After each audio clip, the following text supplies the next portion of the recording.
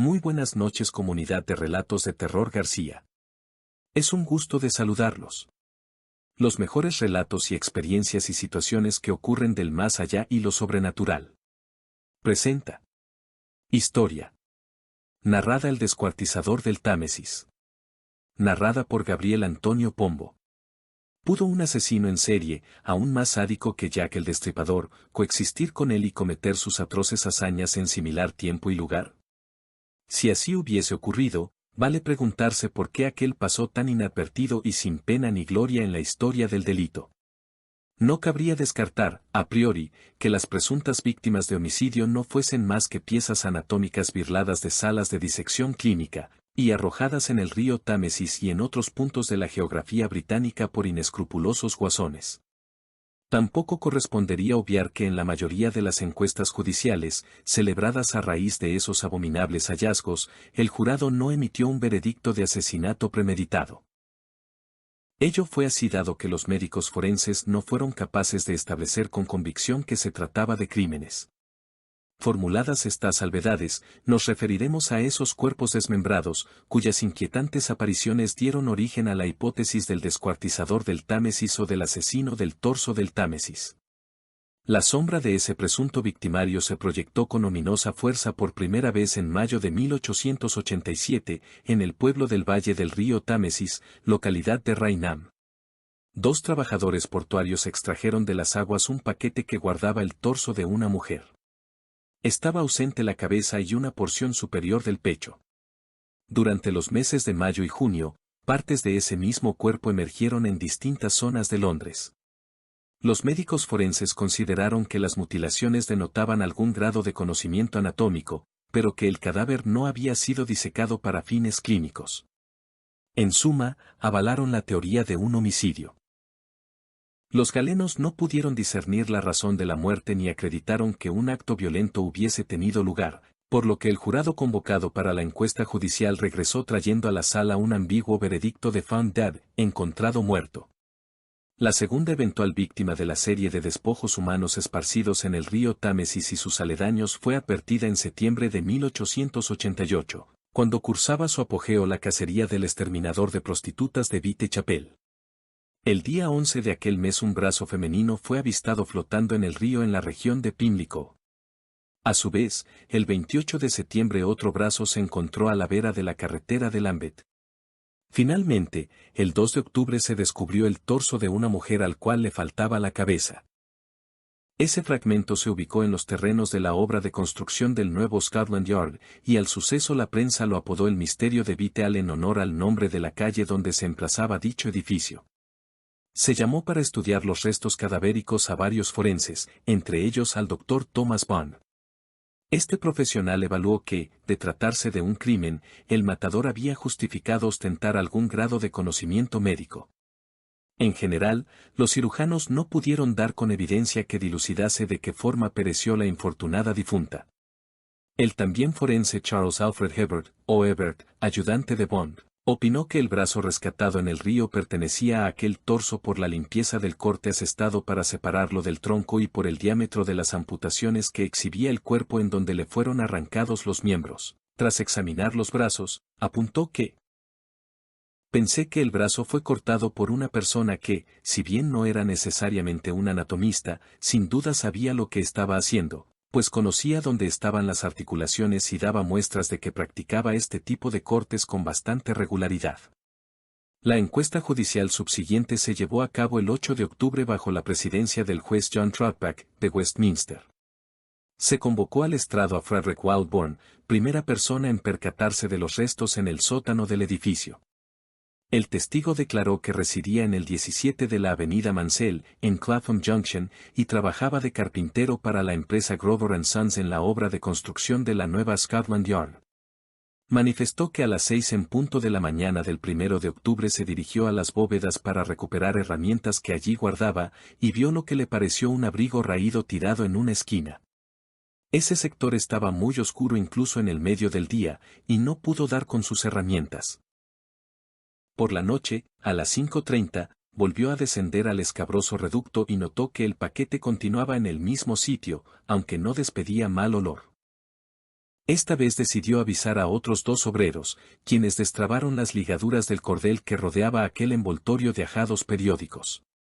Ante la mirada atónita de los 3 hombres emergió el repugnante contenido. Se infiere a partir de este, y de otros testimonios, que el individuo que transportó el torso hacia donde fuera hallado necesariamente lo hizo sirviéndose de luz artificial, dadas las penumbras del lugar. El perímetro estaba protegido mediante vallas que dificultaban el acceso. Quedó claro que el bromista, si fuese un cuerpo robado de una sala de disección, o el criminal, si se tratara de un homicidio, corrió un enorme riesgo de ser visto y atrapado. Al cabo del sumario el jurado, obviando los indicios de que estaban frente a un asesinato, de nuevo pronunció un veredicto de found dead, encontrado muerto. Aunque en 1888 Jack el Destripador era la indiscutida estrella criminal, pues en apenas 10 semanas de reinado había estremecido al Londres victoriano, al año siguiente el interés por sus fechorías disminuyó.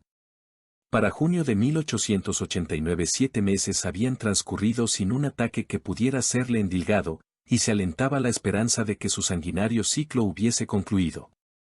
Pero, en cuanto a los trozos de cuerpos diseminados en torno al Támesis, la siniestra retahíla recrudeció. En la mañana del 4 de junio, parte de un torso femenino se capturó de las aguas sobre la ribera de la localidad de Orcelidón. Ese mismo día, en horas de la tarde, una pierna izquierda apareció debajo del puente Albert, en Chelsea. En la ulterior semana varios pedazos más de ese organismo fueron recobrados en las cercanías del río Támesis.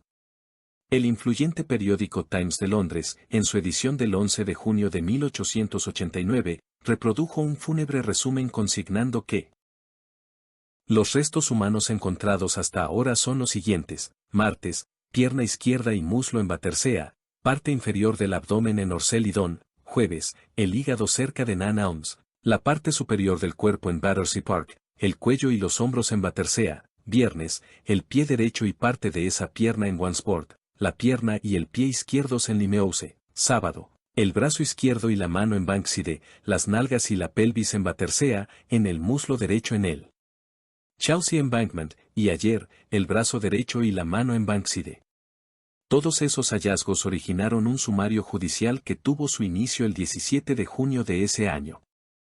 Según declaración de los profesionales forenses, la división de las partes humanas demostró habilidad y método. Sin embargo, no se nota la destreza anatómica de un cirujano, sino más bien la sapiencia práctica de un carnicero o un desollador. Hay una gran similitud en la manera que se cortaron estos restos con los que fueron hallados en Raynham y en el nuevo edificio de la Policía Metropolitana en Whitehall. Por su lado, el 5 de julio el Times de Londres abundó que, es opinión de los médicos actuantes que las mujeres habían fallecido solo 48 horas antes de que sus organismos fuesen troceados, y que los cadáveres resultaron diseccionados por una persona que debe haber tenido algún conocimiento sobre las articulaciones del cuerpo humano. También esta vez, los cirujanos fueron incapaces de determinar la causa de la muerte. No obstante, ahora el jurado arribó a un veredicto de asesinato cometido con premeditación contra alguna persona o personas desconocidas.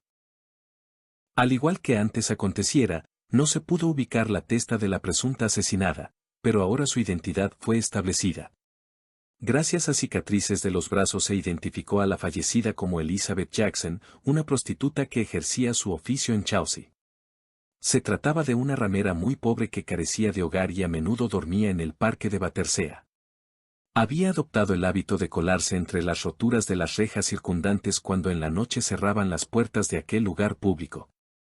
El perpetrador dejó una gran parte del torso en un sitio apartado del parque, lejos del acceso de la mayoría de los viandantes, y fue el jardinero quien se topó con esos despojos. Otra extremidad del cuerpo se localizó a corta distancia del anterior hallazgo, e iba envuelto en ropa vieja que portaba impreso el nombre L.E. Fisher. En la autopsia se constató que el útero estaba extirpado. El doctor Thomas Bond fue del parecer de que podría tratarse de un aborto mal practicado, con consecuencias fatales. El posterior fraccionamiento y dispersión de trozos del cadáver habría resultado, de acuerdo con esta conjetura, la infame tarea de un malogrado obstetra intentando ocultar las huellas de su delito.